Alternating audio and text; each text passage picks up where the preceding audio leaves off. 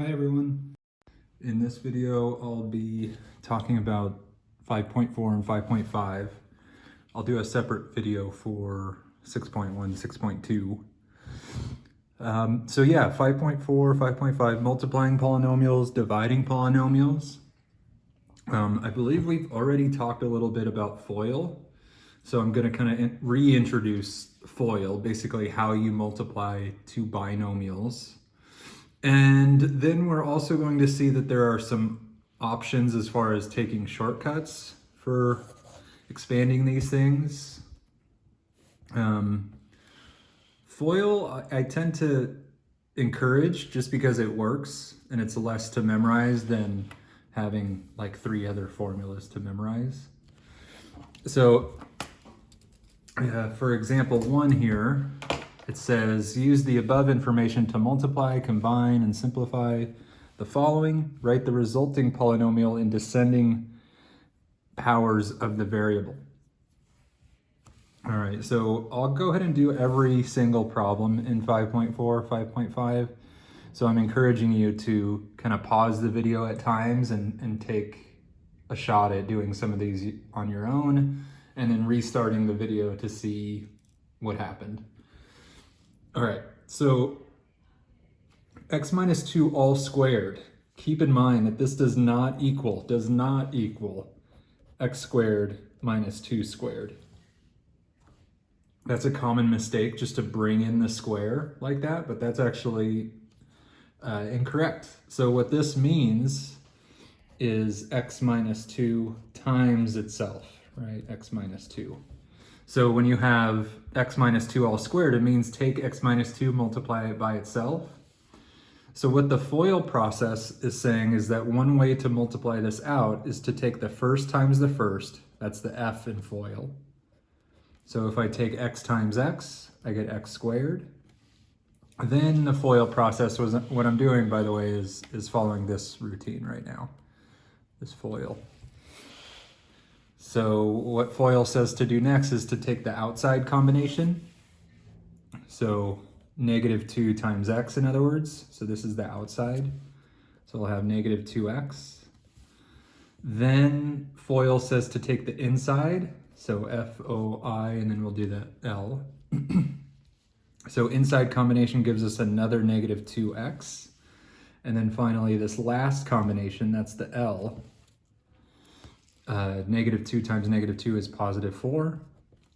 So in other words, I'm getting x squared minus 4x plus 4. Descending powers of the variable means take the largest degree. So here's the largest degree. And basically write largest to smallest in that direction. So that is one way of doing this. That's just a simple FOIL.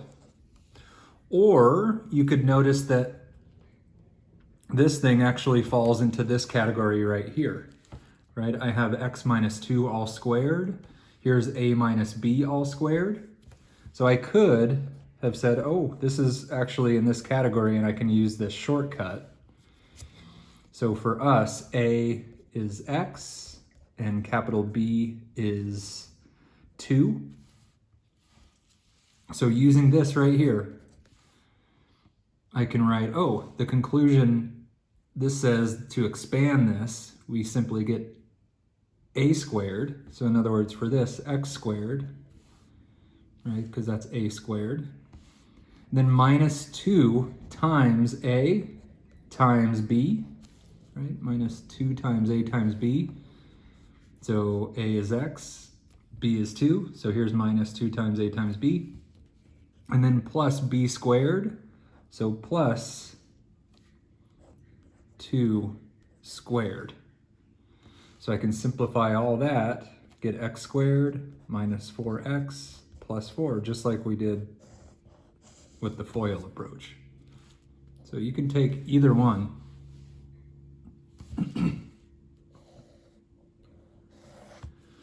So for the next one, we have 2z plus 3 all squared. So this would mean 2z plus 3 times another copy of 2z plus 3.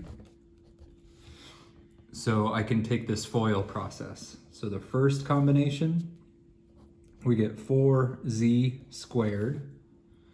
The outside combination, I get plus 6z. Inside, I get another plus 6z. And then last, I get 3 times 3 or 9. And combining these like terms here again. So 4z squared plus 12z plus 9. That's one way of doing this with the FOIL approach. Or you could take this shortcut and notice that 2z plus 3 all squared falls into this category here. Right, this one was minus, this one's plus. So the only thing that changes is it's going to be a plus instead of a minus. So I can say, all right, to find 2z plus 3 all squared, we have that a is 2z and b is 3. So using this conclusion here, so I can now use what's on the right if I want to do this shortcut approach. If you're fine with FOIL, you'd be done, right? This would be done. But I'm just showing another alternative. So we have a squared. So in other words, 2z all squared. Then it says to take plus 2 times a times b. So plus 2 times a, which is 2z, times b, which is 3. And then it says to add b squared. So 3 squared. So simplifying all this, squaring 2z, we get 4z squared. And then 2 times 2 is 4, times 3 is 12, so plus 12z. And plus 9.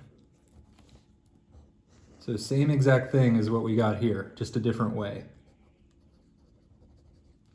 Okay, so I'm just showing that you have options. I kind of think of this as like the scenic route, right? You just take a little longer to get there.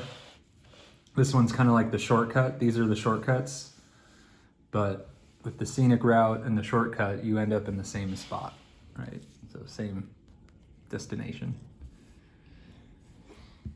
So on to page 72. We have a couple more like this. So for part 3, you can definitely just FOIL this. And maybe I'll do the FOIL version up here.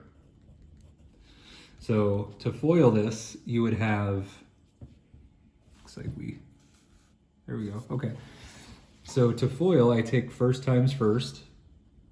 So 3x times 3x. So we'll have 9x squared there. Then the outside combination, we get plus 12x. Then this inside combination, we get minus 12x. And then lastly, we get this negative 16. So this would be equivalent to 9x squared. Notice these actually cancel away. They're opposites. So we just have minus 16 left. So that's the FOIL approach. You have options, right? So that was kind of the scenic route. You could take the shortcut route. Notice what we have is we have 3x, 3x. We have 4 and 4, except it's minus and plus. So that is this type, right? We have A and A. We have minus and plus. We have B and B. So that's falling into this category, which means this will be our conclusion. So a squared minus b squared. So we have a is 3x. We have b is 4. So I could just simply say, all right, I know that what we're going to end up with is 3x squared minus 4 squared. And that's from using that property on the other side. And squaring 3x, we get 9x squared. Squaring 4, we get our 16, just like we got above. Right, so same thing, same destination, just a different route.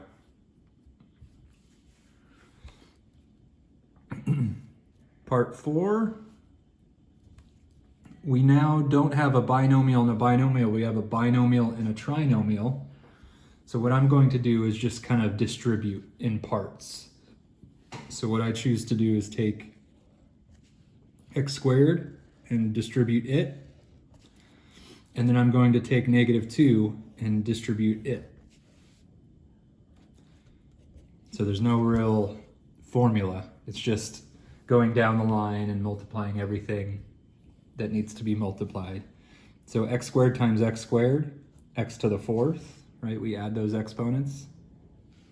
X squared times 3x is plus 3x cubed. X squared times -4 is -4x squared. So this term is done. And now I'm going to distribute the -2 throughout. So -2 times x squared is -2x squared. -2 times 3x is -6x. And -2 times -4 is +8. And I want to combine like terms, and then as the instructions said, I'm going to write everything in descending order from left to right. So x to the 4th, that's the only 4th degree term we have. This is the only 3rd degree term we have. I can combine these like terms. And then finally just write these down.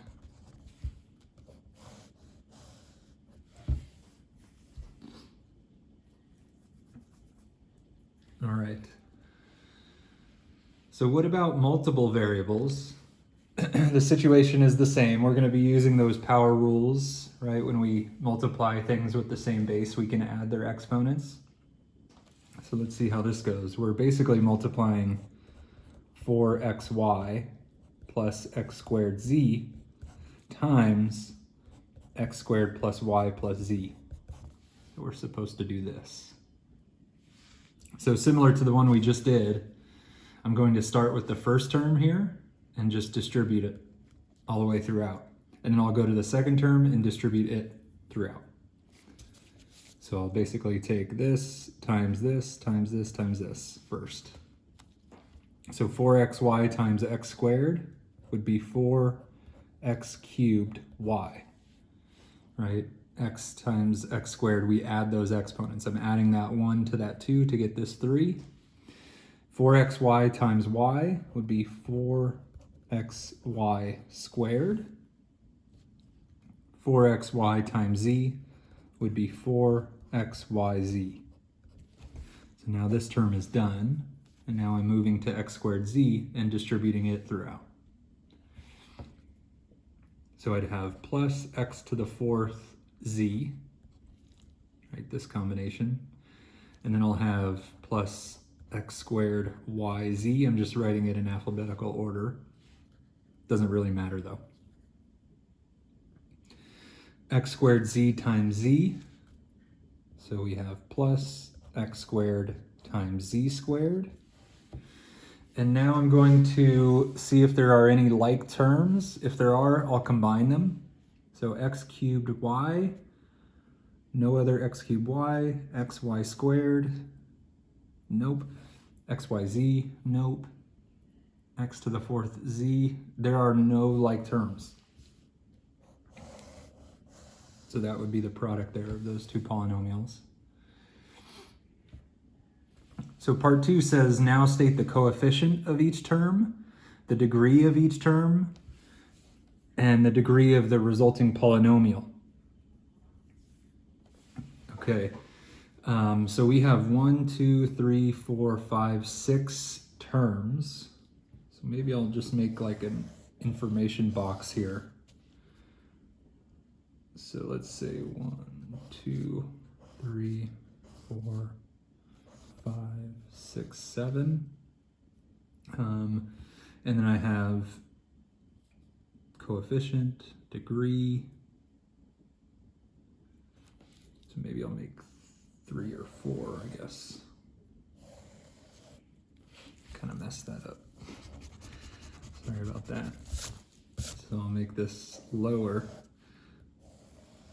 Okay. So sorry, this is what I was doing. So this will be the term. So here's the term 4x cubed y. Here's the term 4xy squared. Here's the term 4xyz, and so on. X to the 4th z, x squared y z, and x squared z squared. So I'm just organizing the information like this. So you don't need to do that. Coefficient, degree, and I guess that would be fine. So the coefficients are going to be these numbers that are attached to the variables. So this is a coefficient 4. This is coefficient 4, 4. This is coefficient 1, 1, and 1. This term, so since it's a multivariable term, we find its degree by adding 3 plus 1. So this is a degree 4 term. And it's not that 4, it's this 4, 3 plus 1. This term, we have a 1 and a 2. Add those together. This is a degree 3 term. 1 plus 1 plus 1. This is a degree 3 term. 4 plus 1. This is a degree 5 term. This is a degree 2 plus 1 plus 1. This is degree 4. And this also is degree 4. So the degree of the polynomial would be the largest of these. So this is degree 5 polynomial because of this right there.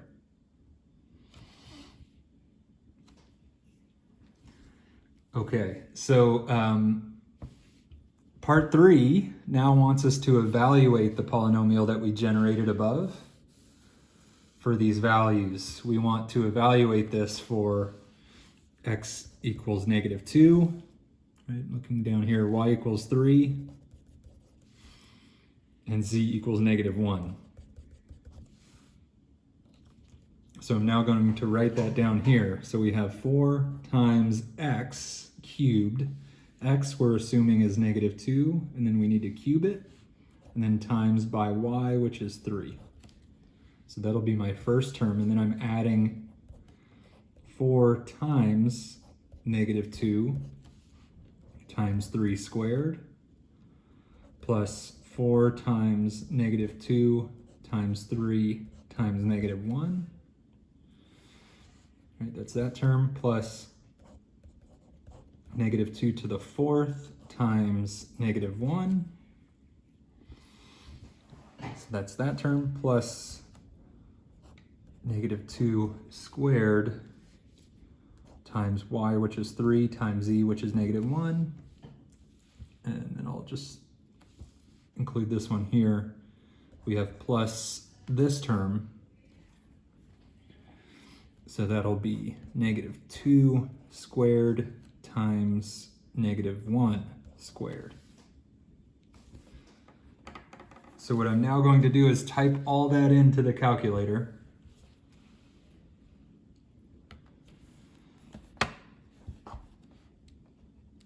All right, so bear with me. This is going to take a moment. So 4 times parentheses -2 cubed times 3 plus 4 times -2 times 3 squared plus 4. What happened there? So it looks like that's good. It went back left for some reason. So plus 4 times -2 times 3 times -1. Right, I'm on that term right there. Now this one, we have plus -2 raised to the 4th times -1. So now this term, I have plus -2 squared times 3 times -1. And then finally this term, so plus -2 squared times -1 squared. So -168. So that's just the number that we get out of that.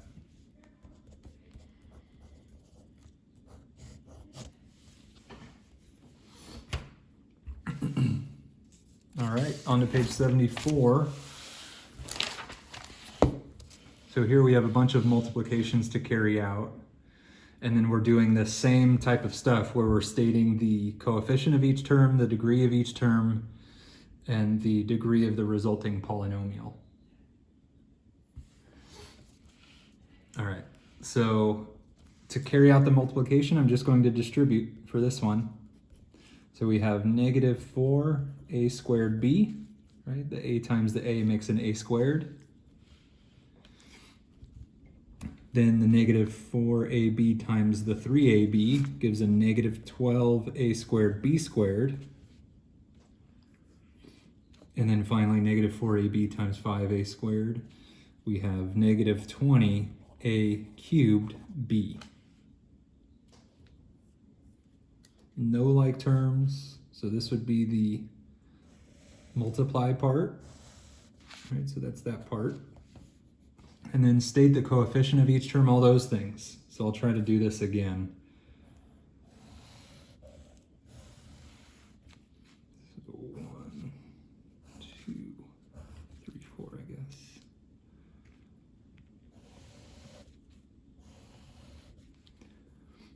Okay, so this term, and this term,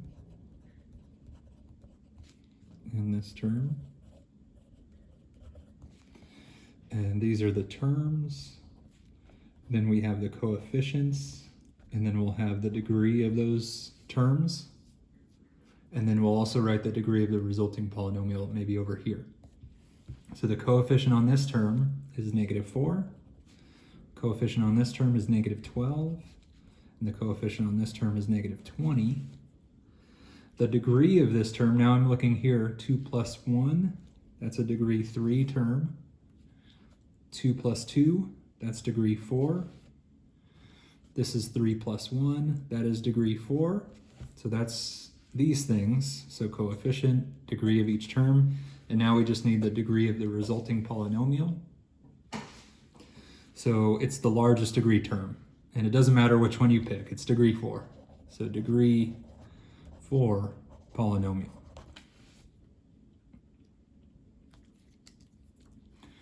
For our next one, we could use the fact that this is falling into one of those special categories.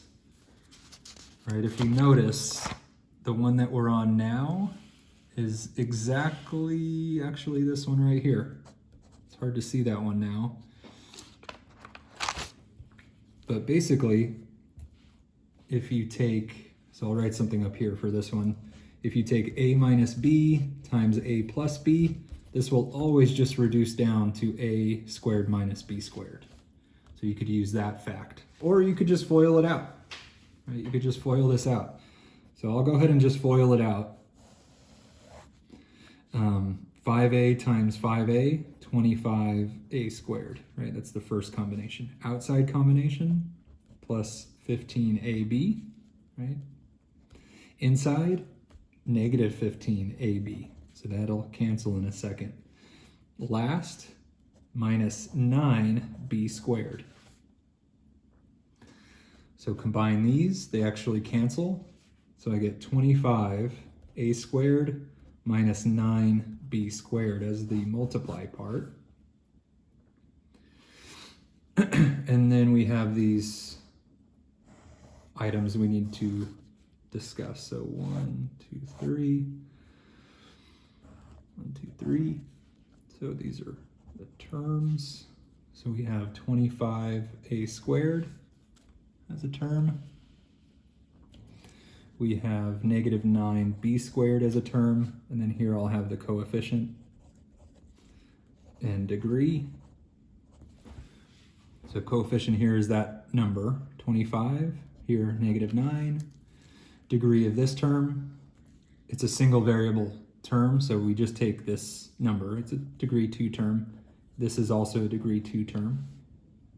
So this is a degree 2 polynomial. So maybe I'll make that clear. That's part of our answer as well.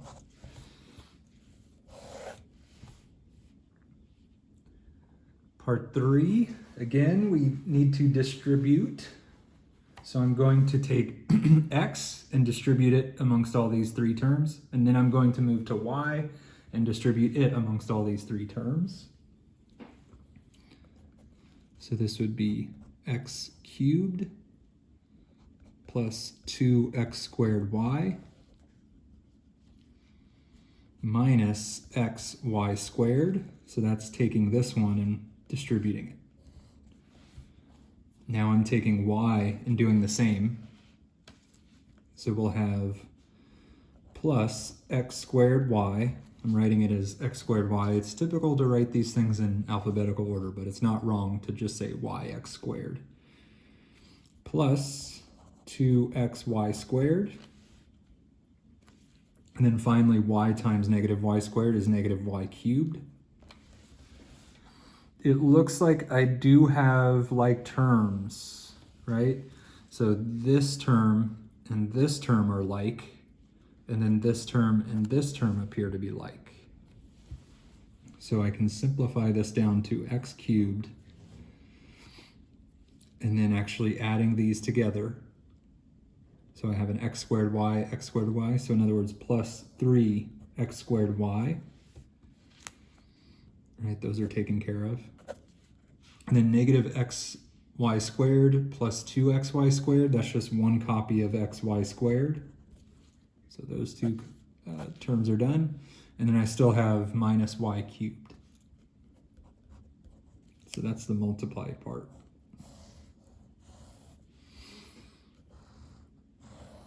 And then for these bits of information here,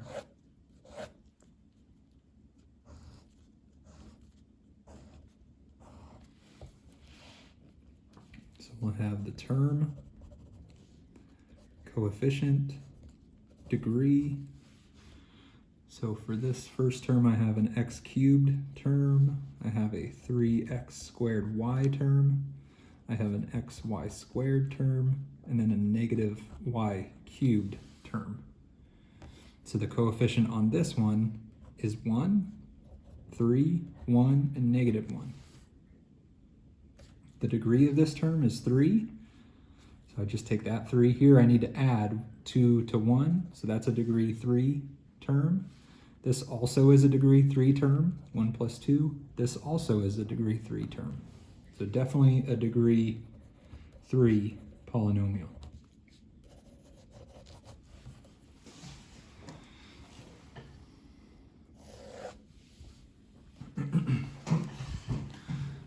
So part 4. So this would be equivalent to x squared plus 2y times another copy of x squared plus 2y. So foiling that out, and we'll get x squared times x squared, which is x to the 4th, x squared times 2y, so that's plus 2x squared y. And now the inside combination, so plus 2x squared y again. And then the last combination, so plus 4y squared. These two here are like terms. So in other words, we get x to the 4th plus 4x squared y plus 4y squared. So that's the multiply part.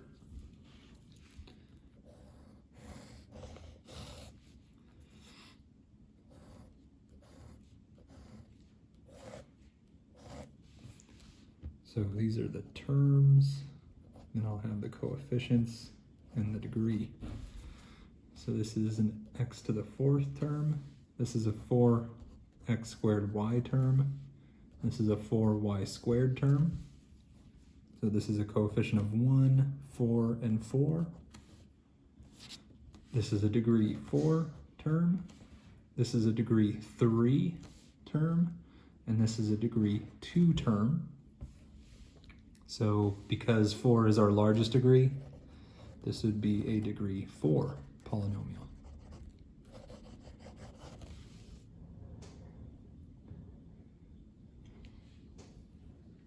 Okay, so on to page 75. So here we have the storage shed shown in this figure. Part A says a small business is considering having a shed installed like the one shown in the figure.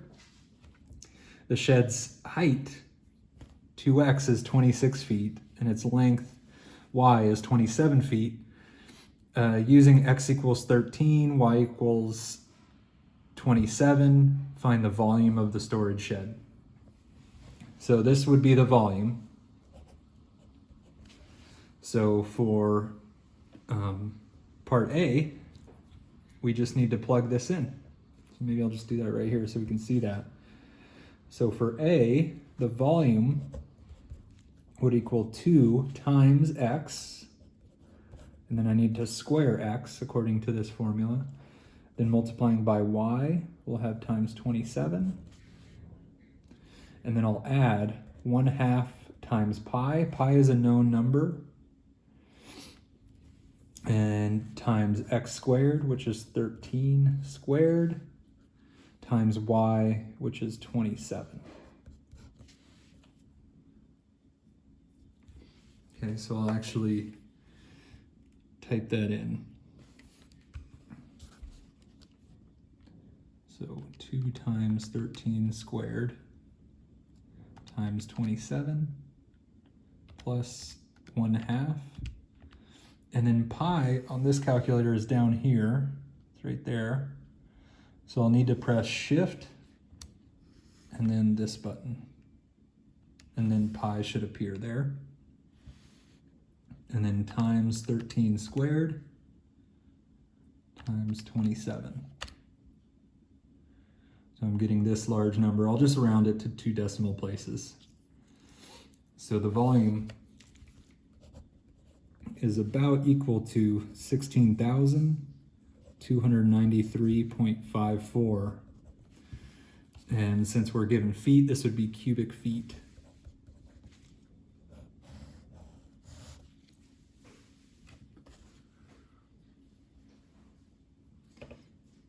All right, so part B asks this follow-up question. It says the business requires at least 18,000 cubic feet of storage space. Should they construct the storage shed described in part A? So we got about, just a little over 16,000 cubic feet. The business apparently requires 18,000 cubic feet. So should they? So I'll just say no. No, it's not large enough, right? They don't meet their volume requirement. Okay, that's the video for today. I'll be posting another video, of course, for chapter 6 stuff. All right, talk to you later.